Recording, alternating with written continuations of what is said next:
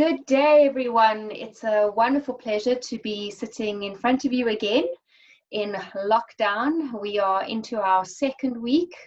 Cannot believe it. I don't know if time's flying or going slowly, but it's definitely keeping us busy. And we've got a very special guest with us today. It's my pleasure to welcome Happy Ngidi, who is the Chief Officer of Marketing and Communications. Make sure I get it right, otherwise I'll be in trouble. And as a partner and a very important role player in South Africa at the moment, Proudly SA has obviously taken a very forward stance on what COVID-19 is impacting, and we are excited to have him today to share some of their thoughts on this. So Happy, welcome. Hi, thank you so much, Debbie. Great to chat to you this morning. Happy, I mentioned earlier the current role that Proudly SA is playing. I wonder if you can just share that with our audience, maybe also a little bit of context for those who might not know Proudly SA very well, and then we can touch on more around the role you're playing currently around the COVID-19 crisis. With the greatest of pleasure. So Proudly South African is the country's buy local campaign, a tried and tested method worldwide, really. And as South Africa, we also have a responsibility to have a buy local campaign in the best interest of our economy. And we're really largely driven by wanting to, to encourage South Africans and to buy local and to support local products and services, and we seek to influence local procurement, and it is the only way that we believe that, or one of the ways that we believe that our country will be, is in good hands. Happy, thank you for that. And how do you feel that buying local will be something that will kickstart the economy when we start to come out of this? We of the view that given what we are faced with as the world, and as South Africa in particular, is that our narrative couldn't be more relevant beyond this pandemic. I think we are very mindful not to come across as insensitive during this time. And what we've undertaken to do is not even to ask anybody to buy local. I think it comes naturally by virtue of the fact that, we do not have any stuff that is currently being imported in the country because of obvious reasons. So local products are naturally carrying us through this pandemic. So ours is really not to remind South Africans to do what they need to do. I think as a people, we do know what we need to do and we're doing it. Hence, we are okay during the period of lockdown. However, we see the narrative of Proudly South African and the existence of the campaign a lot more relevant once we are back to normal, so to speak, where we want to find robust ways to say to South Africans, it took, in hindsight, it took a very uncomfortable space for us to be in as a people of South Africa, but which resulted in something, a powerful movement that could turn into being a lifestyle for South Africans, to say that when we get to that point, we will know for sure that supporting local products and local services is really, the only way forward.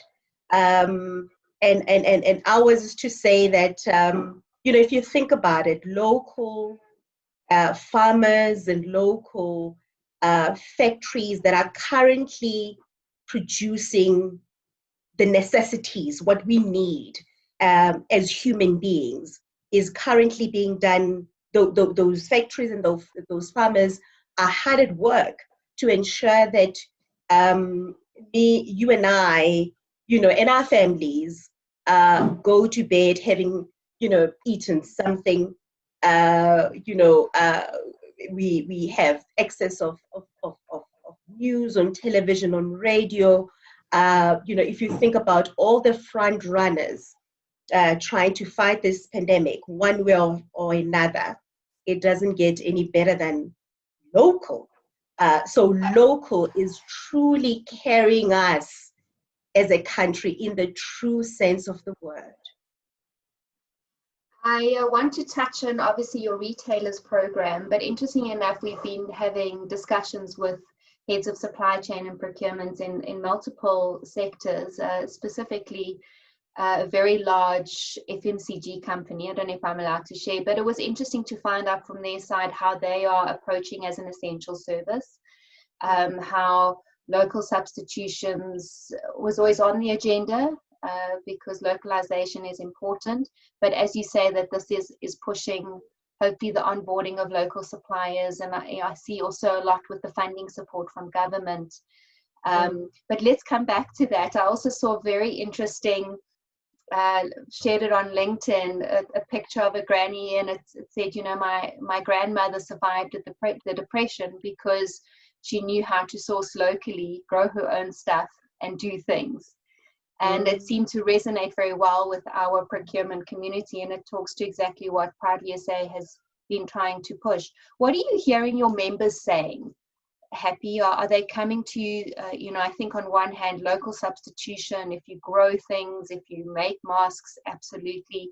But there's a concern for the more service-orientated companies. Whether I run a gym, I do consulting work. What are you seeing with those kind of companies?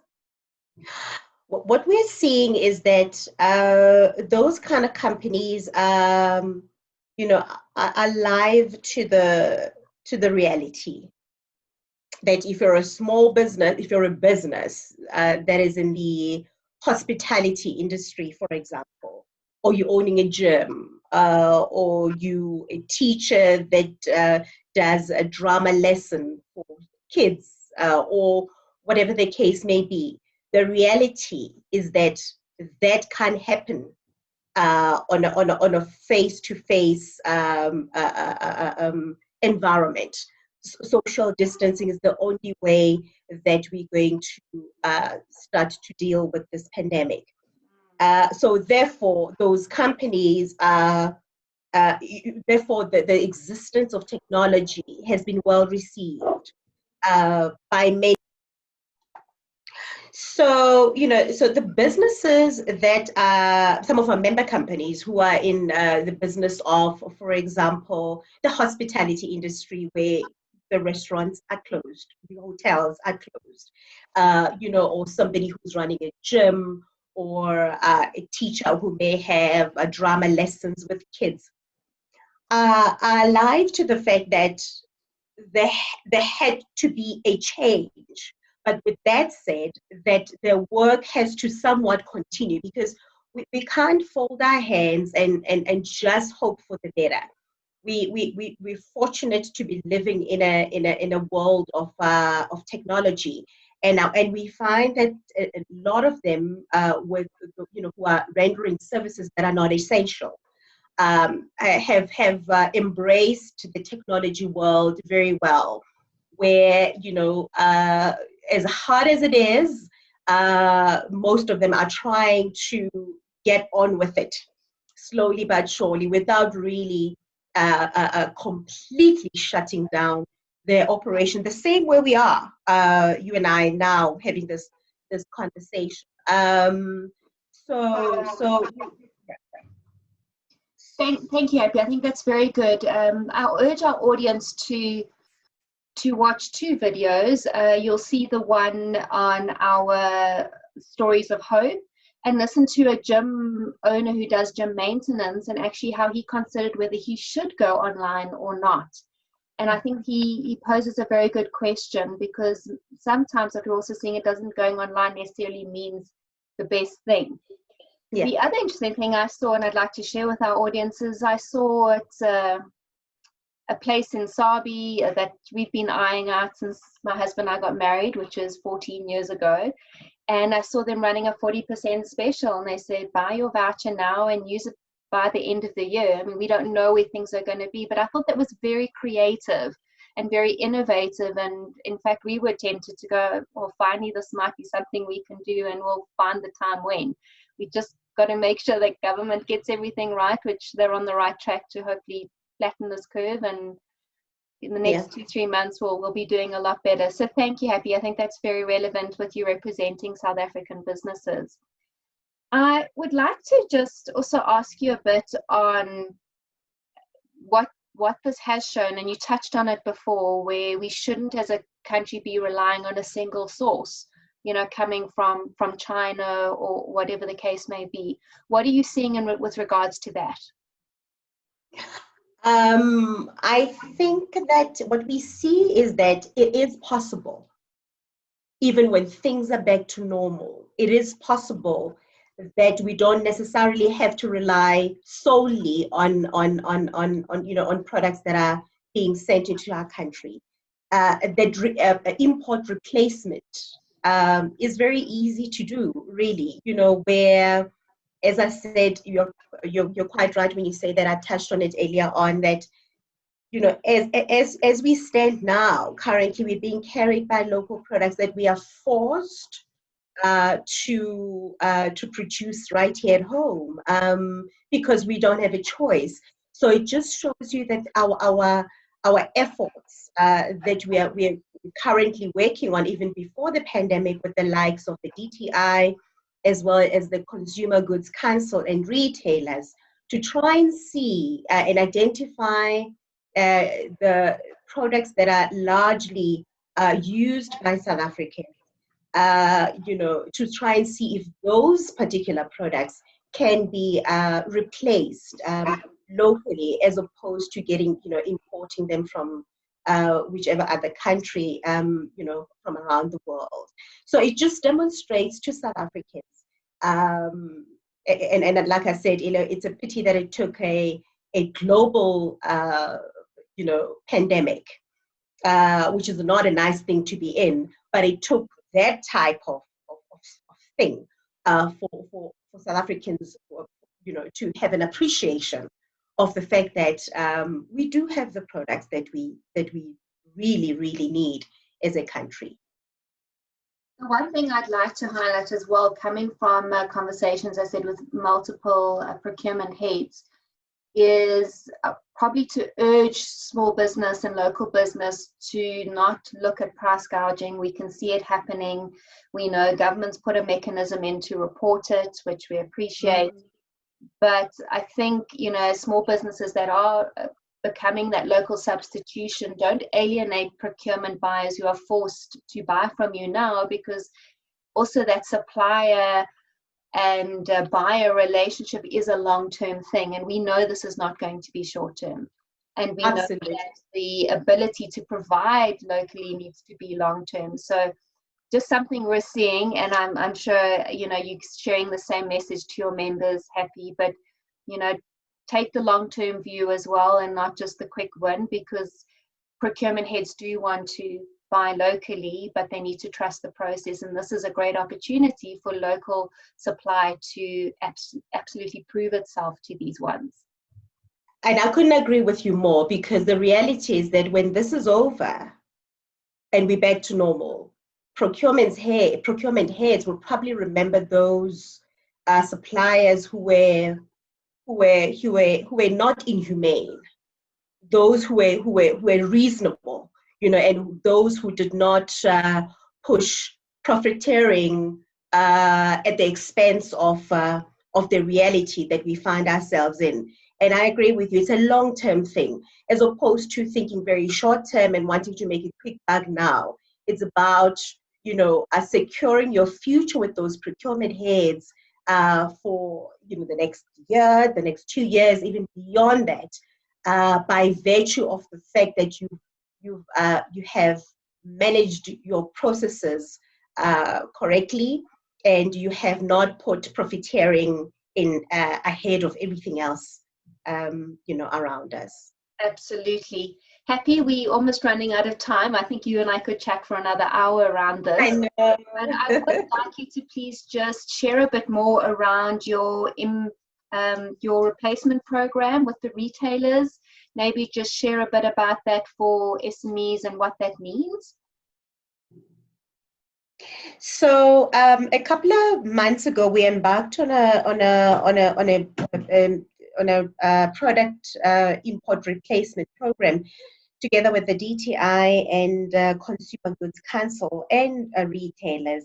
And really, the purpose of that was to have a look at the possibility where we could possibly identify a few products that we know for sure that could be made locally as opposed to importing those products. But the current situation then presents us with an opportunity to even extend that list to more products, because now we know for sure that there's quite a lot of products that we can manufacture at home and make here to make the difference that we all really want to see.